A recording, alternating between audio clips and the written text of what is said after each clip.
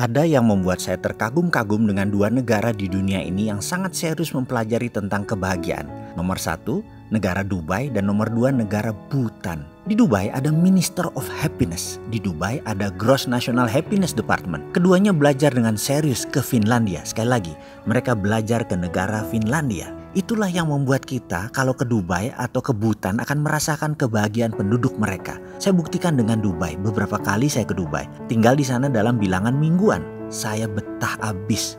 Happy aja bawaannya. Saya mendadak menjadi terobsesi mempelajari lebih jauh tentang happiness dan produktivitas.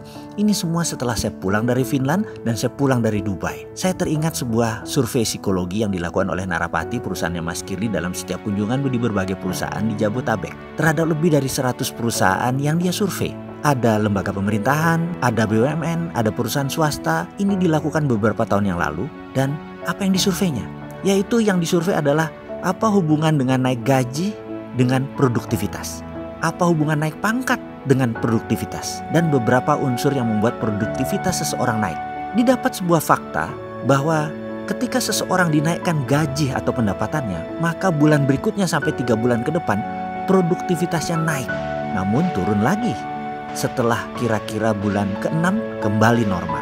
Ada yang lebih baik tingkat produktivitasnya, yaitu ketika seseorang pangkatnya dinaikkan. Ketika naik pangkat, maka sampai 6 bulan produktivitasnya naik. Kalaupun turun, baru di bulan ke-9 baru dia normal lagi. Jadi, kenaikan pangkat dalam posisi manajemen mempengaruhi produktivitas lebih lama dibandingkan naiknya gaji. Namun, ada lagi yang lebih tinggi dari naik pangkat, yaitu bahkan lebih sustain, lebih lama dan lebih panjang, yaitu ketika happiness faktor tempat kerjanya tinggi, ternyata produktivitasnya tinggi terus dan jarang turun. Ada 2 perusahaan di Indonesia yang memenuhi kriteria ini.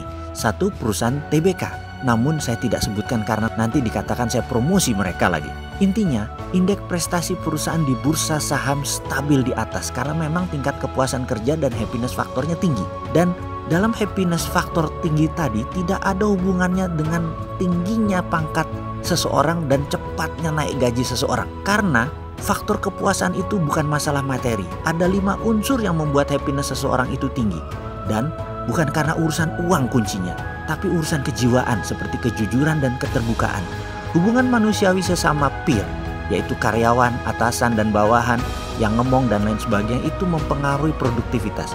Sehubungan dengan itu semua, ternyata kunci happiness faktor perusahaan tadi semua dimulai dan dirancang dari rumah.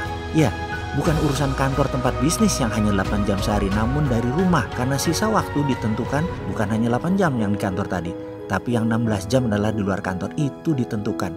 Ketika di cover 24 jam, diperhatikan semua unsur di mana seseorang tinggal, ternyata di sanalah happiness itu berasal. Lalu sekali lagi, saya kok ingin membangun komunitas bahagia ya? Komunitas bahagia yang berbasis kejujuran. Saya yakin kemakmuran tercipta dengan kebahagiaan. Karena menurut saya bukan kemakmuran sumber kebahagiaan, tapi kebahagiaanlah sumber kemakmuran.